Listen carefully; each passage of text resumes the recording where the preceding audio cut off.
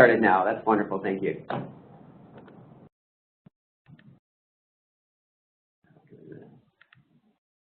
Okay. Great. Thank you very much, Larry. So what we're going to do is, this is the second year that we have run the Pathway to Patient-Oriented Research Awards, the P2P Awards, and we wanted to just have an information session. So what we're going to do today is talk about the nature of the awards, what the Pathway to Patient-Oriented Research Awards are aimed at trying to achieve. So what is it and what is it not? Are questions that we want to address. So what is the focus of the awards and what are the awards not intended to fund? Who should be applying to the program and what the process will be. So I'll go through the first two questions and Larry will deal with some of the issues to do with process. But we want this to be an opportunity to answer questions. So if you do have questions, then please feel free to type those questions into the chat box, and we'll make sure that we have time at the end of the webinar to try and address any questions that people have. Great. So the P2P Awards are offered in partnership with the Michael Smith Foundation for Health Research. So the Michael Smith Foundation is a partner of the support unit and is in fact a funder of the support unit and of the P2P Awards. They will also be providing the award and payment administration. So as we'll talk later on, the application process is done through the Michael Smith ApplyNet system. So these awards are designed to help researchers and research teams based in British Columbia who are conducting or wanting to conduct patient-oriented research. And the objective is to support pilots and feasibility work. So it's in order to allow the teams to pilot and to test the feasibility of their project with a view to strengthening a future grant application. So I'll speak a little bit more about what we mean by pilot and feasibility subsequently, but that's the objective of the award is to support a future grant application, and so a longer term outcome of receiving a P2P award would be a subsequent major grant application that is patient-oriented in nature.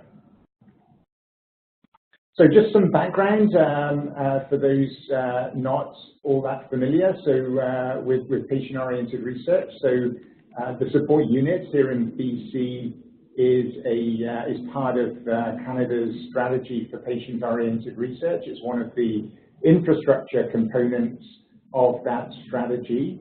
And the strategy more generally is looking to, this is a quote from the CIHR website. So CIHR is the lead organization for implementation of the strategy.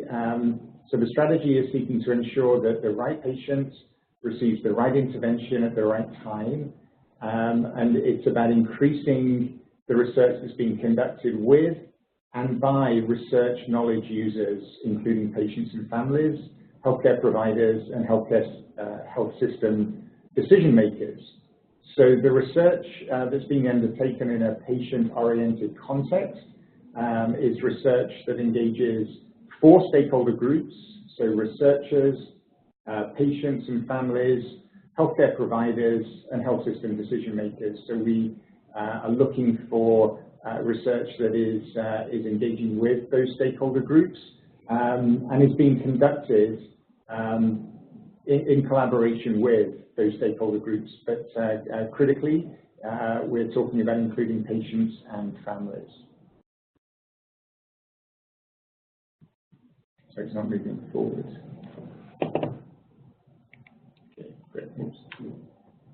Okay, great, thanks. So just to be very clear and just to sort of make sure that we've underlined the points. So what precisely do we mean by patient-oriented research? So again, this is taken from the definition given by CIHR. So the key pieces here are having patients as partners. So this is an award that requires there to be patients as research partners in the research team. So not simply as subjects, but as actual collaborators as part of the research grant and part of the research team. And in fact, as we'll mention later on, one of the things that we're requiring for the award, which is the same as we did last year, is that there is the leadership of the application includes both a research lead and also a patient partner lead.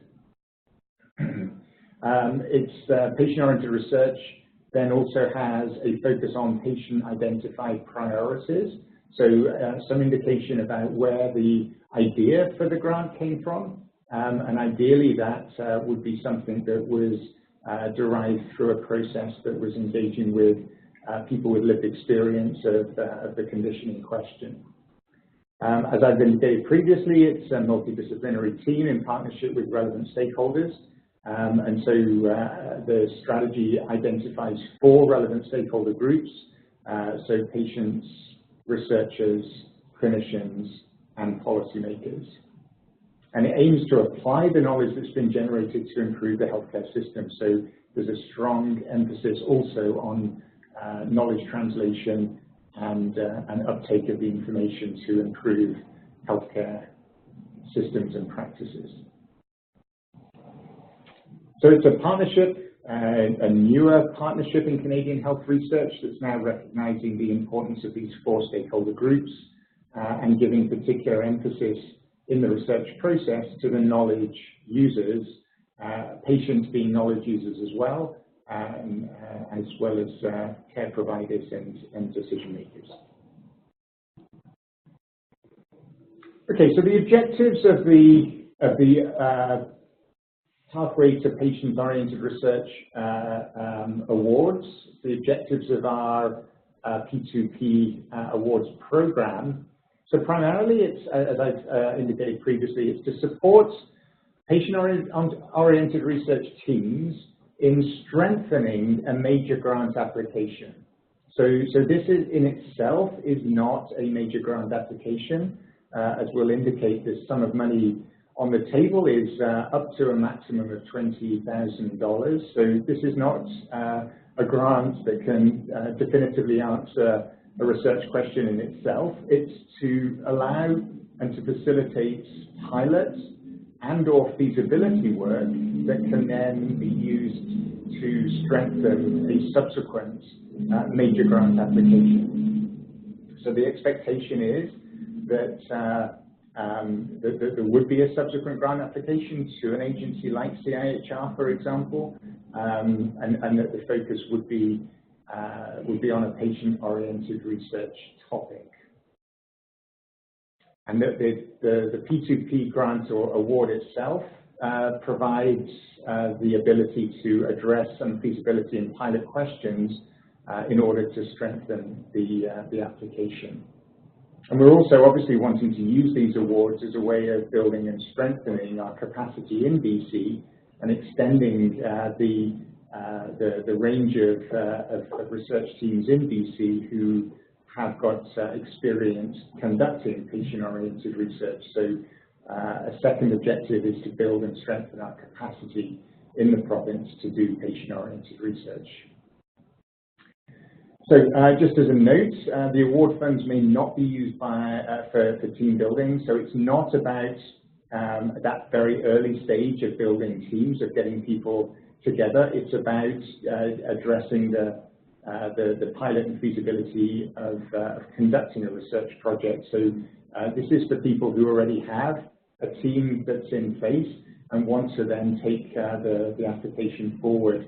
And this is a grant that can support the development and strengthening of a major grant application. So it's not about team building, it's not about question development or identifying questions, and it's certainly not operating funds for a substantive patient-oriented research project. This is a relatively small grant and clearly wouldn't be able to deliver on that goal. So what do we mean by feasibility and what do we mean by pilot? So we've given a reference. It's the same.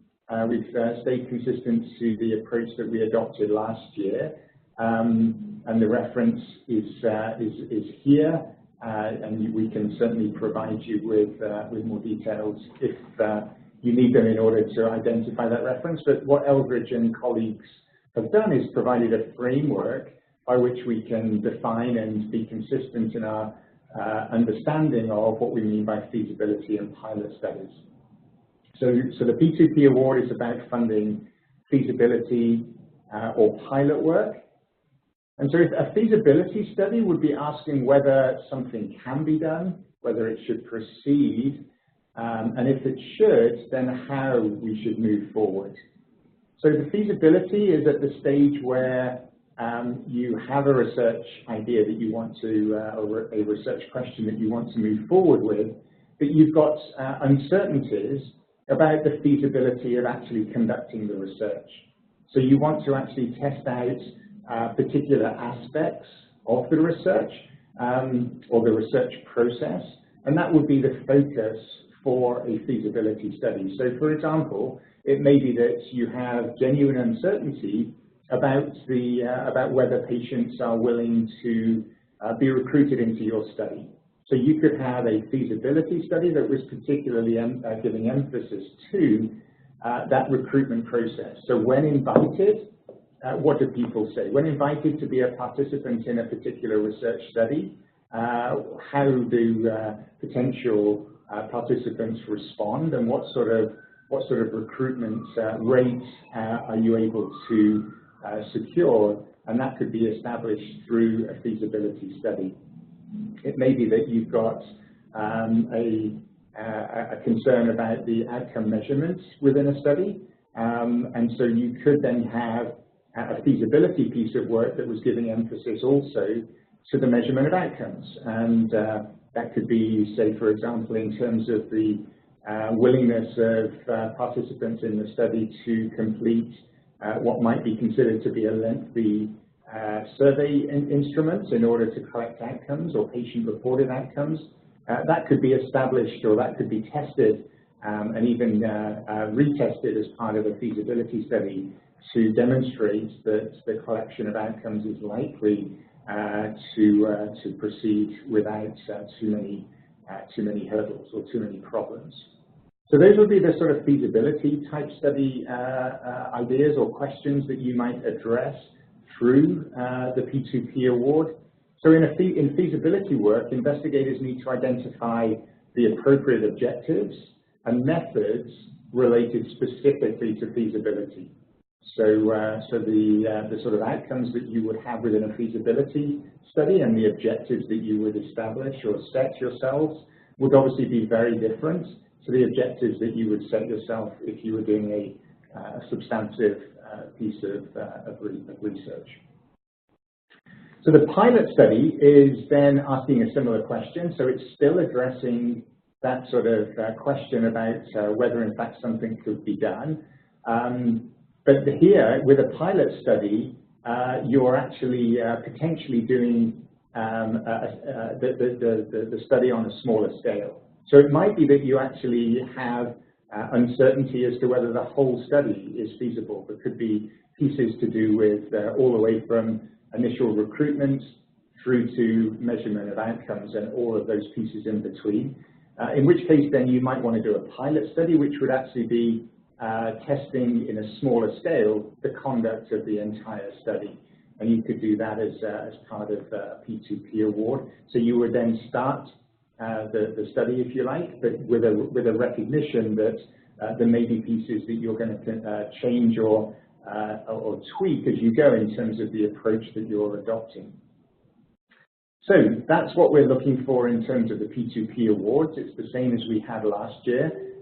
but there was definitely some confusion amongst some of the applicants last year as to exactly what was being asked for in terms of feasibility and pilot. So hopefully that's made it clear, but we're happy to take questions on that. So moving forward, this is just a listing of those people who were successful with their applications for P2P Awards last year. This is information that's been on our website now for some time. One of the things that we try to achieve with all of the work we do in the support unit is provincial reach. And so we were very pleased that we were able to support research that was happening across the province through the P2P Awards. And you'll see just from looking at some of the titles of those projects that they make reference explicitly in the titles to feasibility, piloting, etc. So the amounts that's on offer, the amounts of the award is, the budget envelope for the award is $100,000. We're running this as an annual competition. This is the second year we're running it, and we're certainly hoping that we will be able to run it again next year. So the maximum amount of the award is $20,000 per team, and last year I think we didn't have anyone who requested less than $19,500. So most people, it's not a huge award, so it's not surprisingly people are asking for close to the 20,000. So we're expecting again to be awarded making 5 awards this year. And the duration is a maximum of 12 months. It doesn't have to be 12 months. It could be a shorter time period than 12 months in order to conduct the award. But it should be aiming for that subsequent grant submission. So it would be good if you can indicate what subsequent grant application you're targeting and the timelines. How the timelines relate to the submission of a subsequent grant.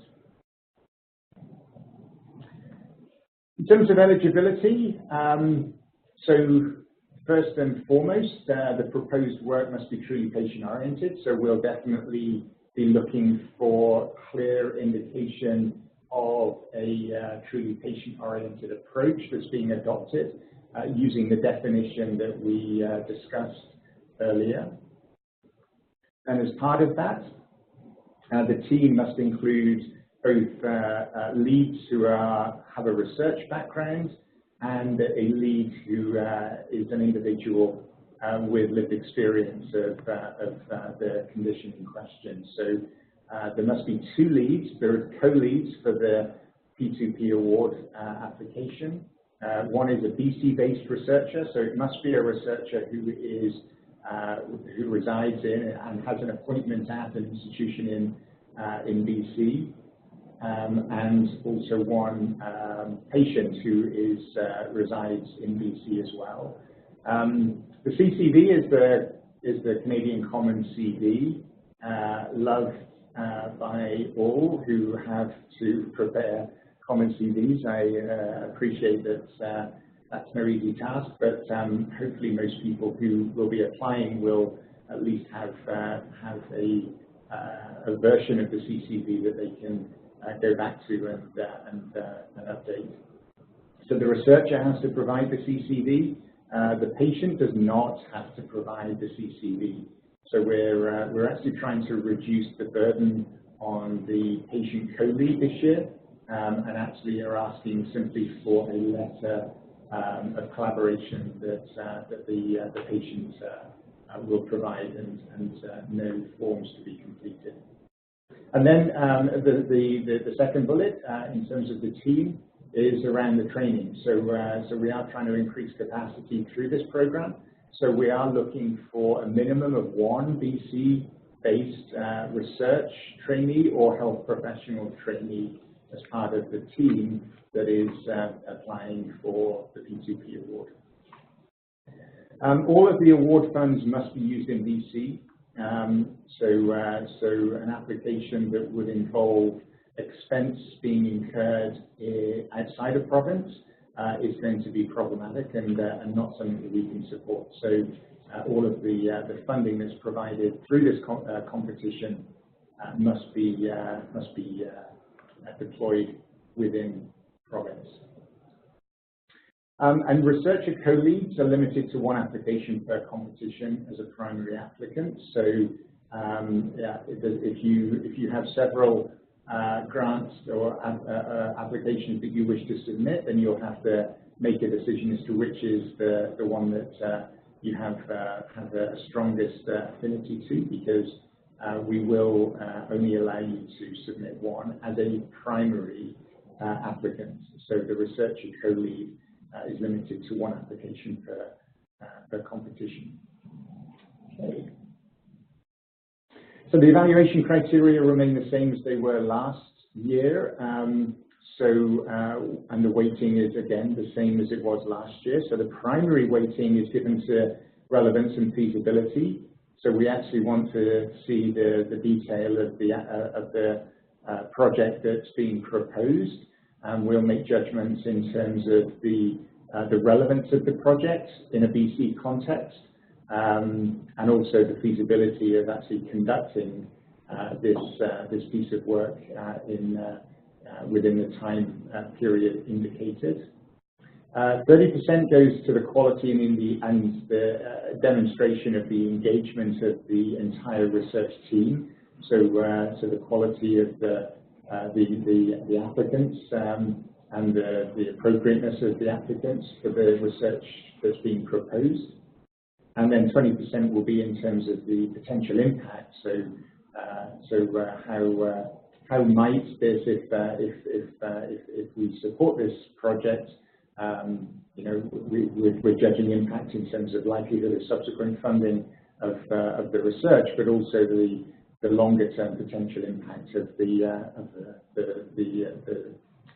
intervention in question. Okay, and now to the review process. So eligible applications will undergo review by an external review panel. So we created a panel last year that had people who represented all 4 stakeholder groups. So we had both researchers themselves and also research users. And I was the chair of the review panel. And we included patients, we included people who had a clinical background, and we included people with a health decision maker background as well. Applications will be evaluated via a process that incorporates the 3 main principles of application review: confidentiality, integrity, and parity. This year, we're actually we're going to be using Michael Smith will be supporting the peer review process, so we will have support through the foundation and making sure that we conduct the review in a way that is consistent with ensuring confidentiality, integrity, and parity or fairness across the applications. So just as a note to possible applicants, so people who've received a P2P award previously will not be eligible to apply.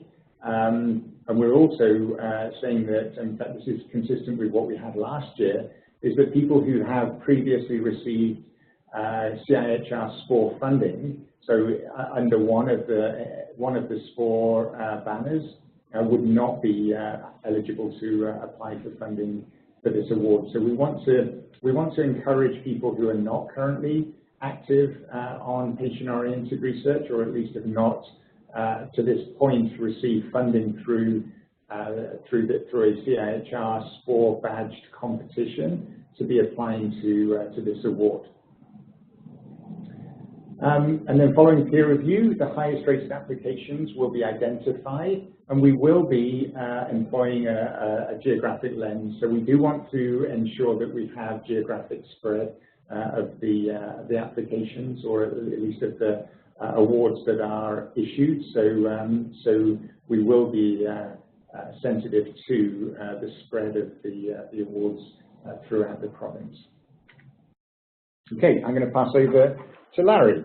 Great, thank you, Stirling. And I'd just like to remind everyone that if you have questions, to please type them in the chat box and address the questions to everyone. And when we're done the webinar, done the presentation, we'll go to all those questions and we'll answer those, as many as we can. All right, so thanks, Stirling, for telling us about the award. Now I'd like to talk a bit about how to apply. An important thing to note is that the instructions and the guidelines for the award are available online, so I encourage you to read those first before contacting us for other questions. All right, first of all, there are two steps to applying to this award. The first is to take an eligibility quiz. This will be done online, the Michael Smith ApplyNet, and this is to help you determine whether or not you're actually eligible for this award. And so that is essential that you do that before you start to complete the application. The application will consist of a number of components.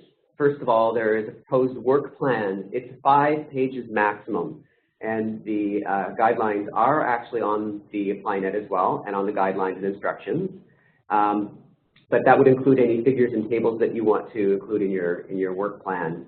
There will be an extra 2 pages allowed on top of those 5 pages for references if you wish to include them. Anything over those page limits will not be read.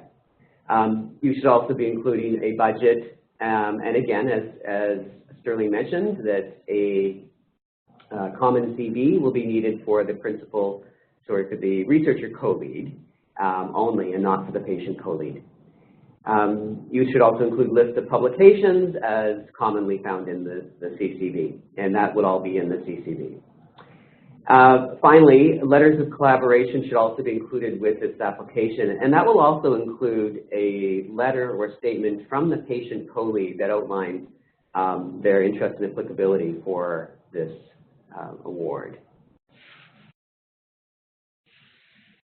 So, of course, we need to know the deadlines and timelines for this. So, of course, today is the start with our introductory webinar. The actual application will open on Monday on ApplyNet. The deadline for it is October 31st. Our review panel will be meeting in December at some time after we've assembled the review panel. And we anticipate and hope that we'll have a funding decision made by the end of January.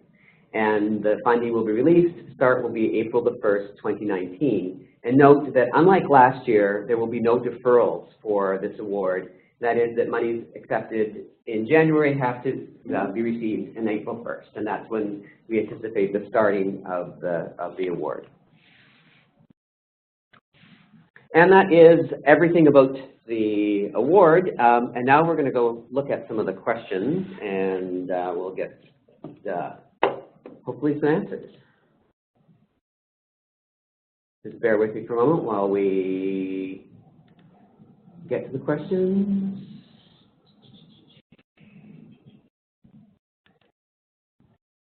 All right, so now hopefully you've actually put your questions in the To Everyone box so that everyone can read them, but I will be reading them out. So the first one, what about people who have received funding from one of the regional centers, such as the Planning Awards at Fraser Centre? Are they eligible? I think to be consistent, that would be an award that is under a SPOR banner. And so to be consistent and fair, I think we would be indicating that that would make the recipients ineligible for this award. All right, so the next question. So if a primary applicant researcher has received IHR SPOR funding previously, but on a completely different topic and with a completely different team, are they still not eligible to apply? If they've been a principal investigator on a SPOR-funded competition, that's what we've said is the thing that would make an individual ineligible. So the reason that we're doing this is because we want to spread the opportunity and the the interest in patient-oriented research beyond those who have currently received funding. So this may be something that we revisit in future years with this competition as we get more and more people who within BC who have been successful with SPOR competitions. But at the moment, we want to encourage people who have not yet been successful with a SPOR-funded competition. So we're encouraging people in that category to apply. So in answer to that question, therefore, again, to be consistent and fair, if someone has been a principal investigator on a CIHR SPOR-funded application previously, even if it's on a completely different topic and with a different team, I think we will, at the moment, that they would not be considered eligible for this award. Great. So the next question, is course buyout eligible for lead researchers to allow them sufficient time to work on the project? We have to adopt the same approach that is adopted within CIHR, and so support for faculty and time of faculty through the project grant would not be eligible. So we're applying CIHR rules to the running of the competition. And so if you're a PI and a faculty member, then it's salary, because in a sense it's equivalent to salary support. Having buyout time would not be an eligible expense. All right, the next question. I'm wondering about the definition of a patient. We have an Indigenous group who would like to do a feasibility study on providing traditional foods for elders in hospital care. Would this be eligible? That's a very good question, and I mean, my instinct is very much to say yes. I think we would want. So patient is a term that I don't feel comfortable with. I think it's a limiting term. It's a word that we use, but we actually have a broader definition that actually does then encompass community under that. So it's people with lived experience. And I think the context in which that's being described in that question, I would see very much as being an eligible context. So the word patient doesn't fit at all well, and I recognize that, and in some ways probably feel the need to apologize for that, because I actually think that would be something that we would want to encourage people to consider an application that had a focus in that way. Yeah. Okay. The next question. What happens there? Does the principal investigator, the researcher co-lead in this case, have to be from a university? It's a good question. It has to. The funding will be flowing through the Michael Smith Foundation, and so the principal investigator. So the money needs to be held at an institution that is part of the agreement with Michael Smith. So has a what's the phrase? But it is a signatory to there's an agreement that exists between the major academic institutions and Michael Smith.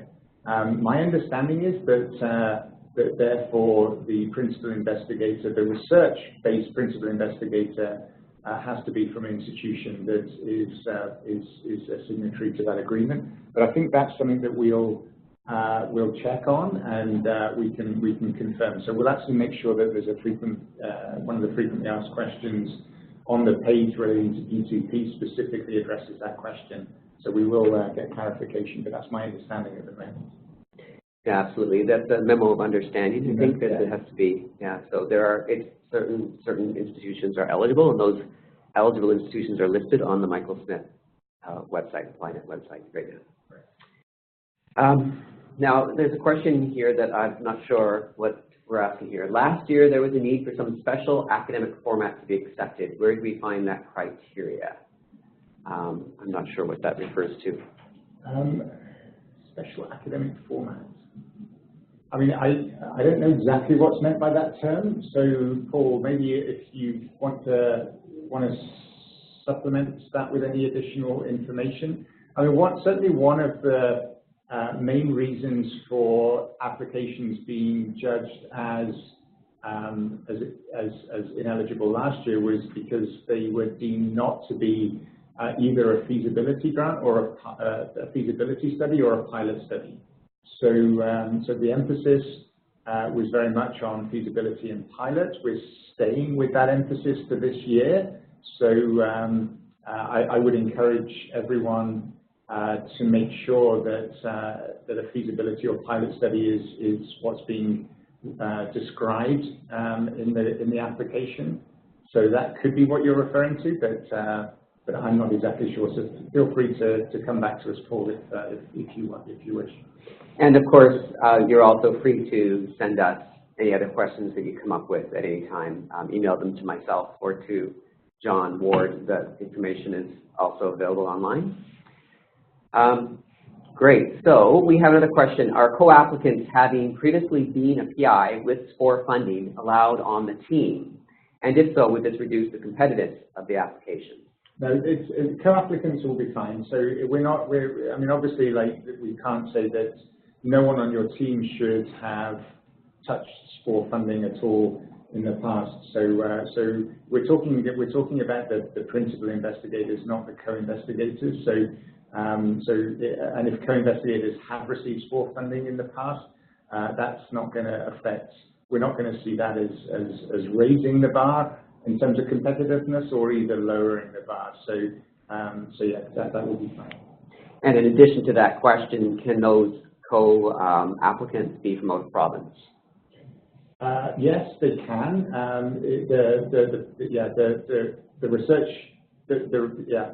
The co-investigators can be from out of province, but the research itself, all of the spend needs to happen within BC. The investigators who are principal investigators, the co-leads, both the research co-lead and the patient co-lead need to be from within BC. I mean, I think if the team was like predominantly made up of people from outside of province, but the money was still being spent within province, then I guess you would have to ask a question about how that's going to work. But yeah, I mean, we're not going to say that no one on the team can be from outside of province, I don't think. Okay. So just to note that, yes, the researcher PI must belong to a host institution with a signed memorandum of understanding with Michael Smith Foundation. And as I said, a list will be on there on the ApplyNet. Thanks.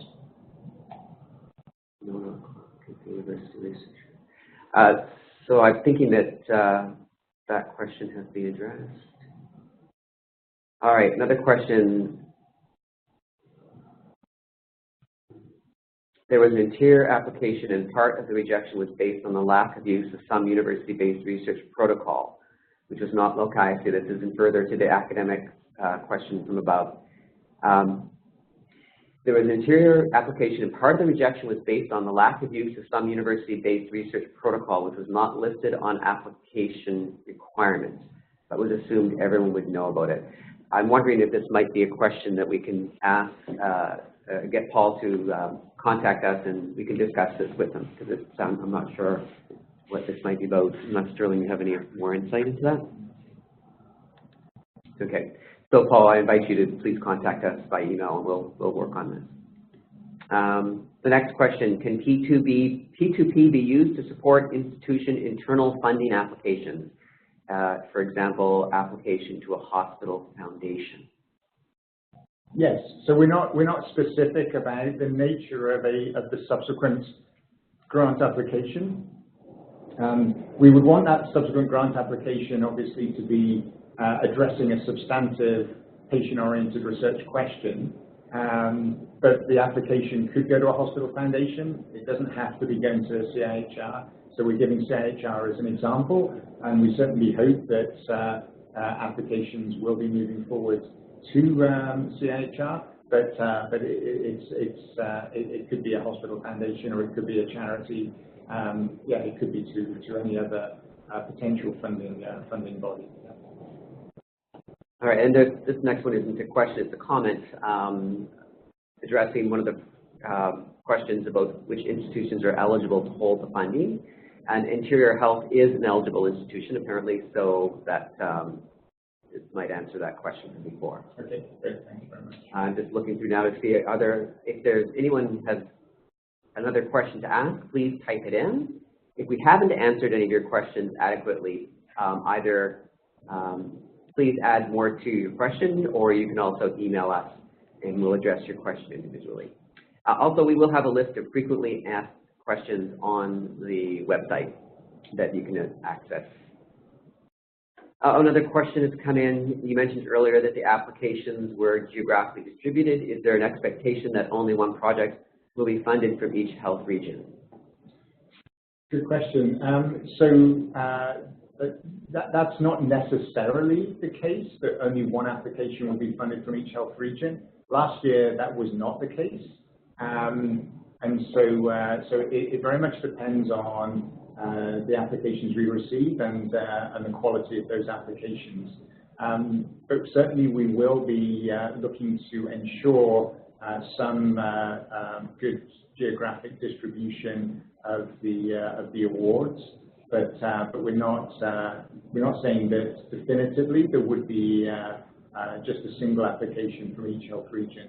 I think that has to be then part of the job of the review committee to make a final determination and balance in terms of the quality of the applications that have been received, as well as the geographic distribution. All right, another question has come up. How many applications did you receive last year? So I can't remember the exact number. I've got a number in my mind that's about 30. I think we have received about 30 applications. There were a few that were actually started but never actually started on the system but never finished. Yeah, that's the sort of number that I have in my mind. Maybe slightly less than that. All right, now I see that there are no more questions. If anyone wants to take the last moment to write a question for us, that would be great.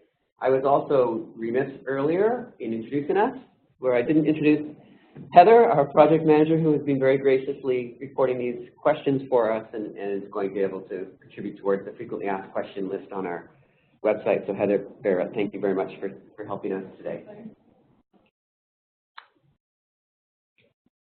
Great. So I think that it looks like there are no more questions. Just double check and make sure there's nothing else.